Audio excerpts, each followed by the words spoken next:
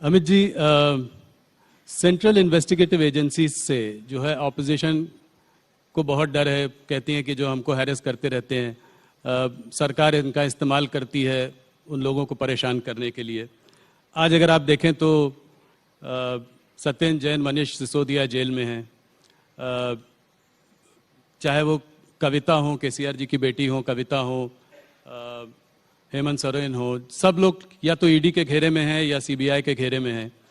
तो भूपेश बघेल जी के भी ज़्यादातर लोगों पर रेड्स पड़ती रहती हैं। तो ऑपोजिशन का कहना यह है कि क्या ईडी और सीबीआई के दफ्तर भारतीय जनता पार्टी के स्टेट्स में बंद हो चुके हैं? जरा भी ऐसा नहीं है। 2014 और 2019 दोनों चुनाव में भारतीय जनता पार्टी की सरकार ने देश को वादा किया था कि हम करप्शन के खिलाफ लड़ेंगे, और हमारी ये लड़ाई करप्शन के खिलाफ है। कल ही मोदी जी ने कुछ आंकड़े दिए थे, मैं इसको रिपीट करना चाहूंगा। 2004 से 2014 में ईडी, यही कानून था, कोई कानून हमने बदला नहीं है, यही कानून था।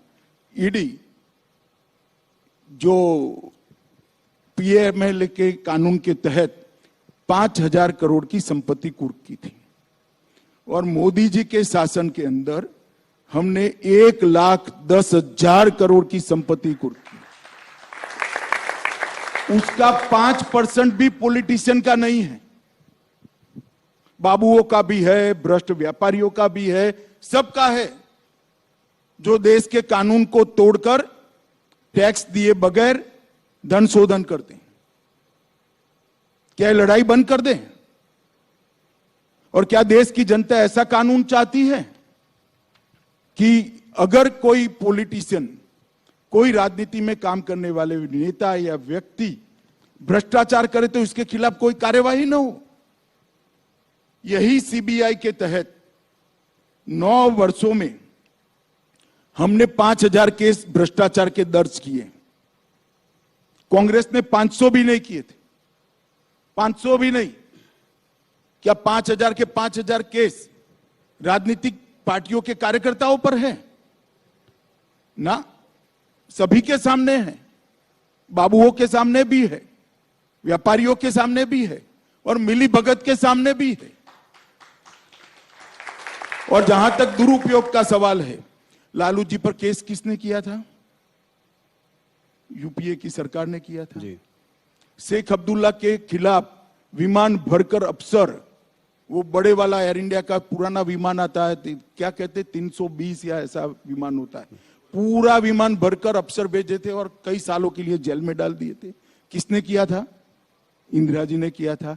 ये तो भ्रष्टाचार के केस है।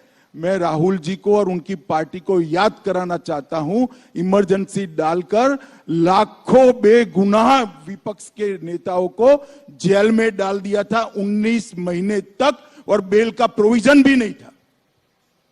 और यहां तो बेल का प्रोविजन, आप कोर्ट में जाइए। मैं आपको बताता हूं दुरुपयोग कैसे होता है, मैं उसका भुक्तभोगी हूं। हमारे खिलाफ कोई भ्रष्टाचार का केस कांग्रेस ने नहीं किया था। एक एनकाउंटर हुआ था, उसमें मैं राज्य का गृह मंत्री था, मुझ पर केस कर दिया और सीबीआई ने मेरी अरेस्ट की जी। अरेस्ट में सीबीआई के रिकॉर्ड पर आज भी टैप किया हुआ पड़ा होगा, अगर प्रामाणिकता से टैप किया तो सीबीआई के उस वक्त के अफसरों ने, और मिटा नहीं दिया कांग्रेस सरकार ने। तो 90% सवालों में यही था कि काहे को परेशान हो रहे हो, मोदी का नाम दे दो आपको छोड़ देंगे।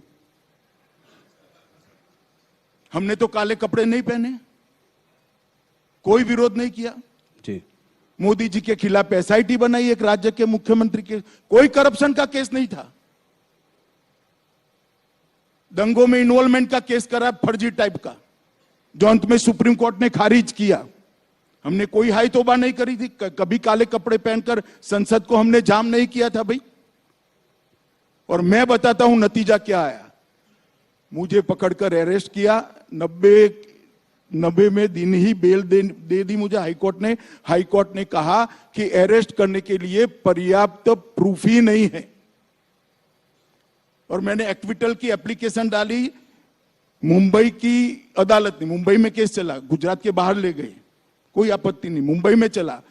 वहां कोर्ट ने कहा कि राजनीतिक प्रतिशोध की भावना से सीबीआई ने राजनीतिक इशारों पर एक केस किया है, इसलिए हम अमित शाह के खिलाफ के केस को और सारे आरोपों को खारिज करते हैं। हमने हाय तौबा नहीं की थी। और यही लोग थे, यही चिदंबरम बैठे थे, यही सोनिया जी नेतृत्व करती थी यूपीए सरकार का, यही मनमोहन सिंह थे और यही राहुल गांधी सांसद थे। अब क्या हो गया भाई? और हमने तो आप पर जो केस करे हैं भैया वो करप्शन के हैं, आपकी बदजुबानी का केस है। इस प्रकार के फर्जी केस नहीं किए हैं। और केजरीवाल भी रोज छातियां पीटते हैं, भैया ये सारे निर्दोष हैं। तो जैन साहब कितने समय से अंदर हैं? काफी समय हो गया, 1.5 साल हो गया जी। क्यों बेल नहीं होता है? सिसोदिया जी कितने समय से अंदर हैं? क्यों बेल नहीं होता है? इस देश में अदालतें हैं भाई, सबने अपना केस लेकर अदालत के सामने जाना चाहिए। एजेंसियों के दुरुपयोग का आरोप करने की लिए मैं कांग्रेस के मित्रों को कहना चाहता हूं, एक उंगली किसी के खिलाफ करोगे तो 4 उंगली आपके खिलाफ आती है, ध्यान रखना। और इस देश की जनता ने आपके समय में सब कुछ देखा हुआ है, मगर हमने कभी भी ऐसे काले कपड़े पहनकर, काली पगड़ियां, काली धोती, काला कुर्ता पहनकर नहीं, रोड पर नहीं निकले हम। वही कानूनी मामला है, निर्दोष है तो कानून में श्रद्धा होनी चाहिए, कानून छोड़ देगा आपको। जी। मैं तो इतने साल तक कभी नहीं बोला, आज आपने यूं कर कर बुलवाया तो मैंने बता दिया। अब तक नहीं बोला था मैं तो कभी।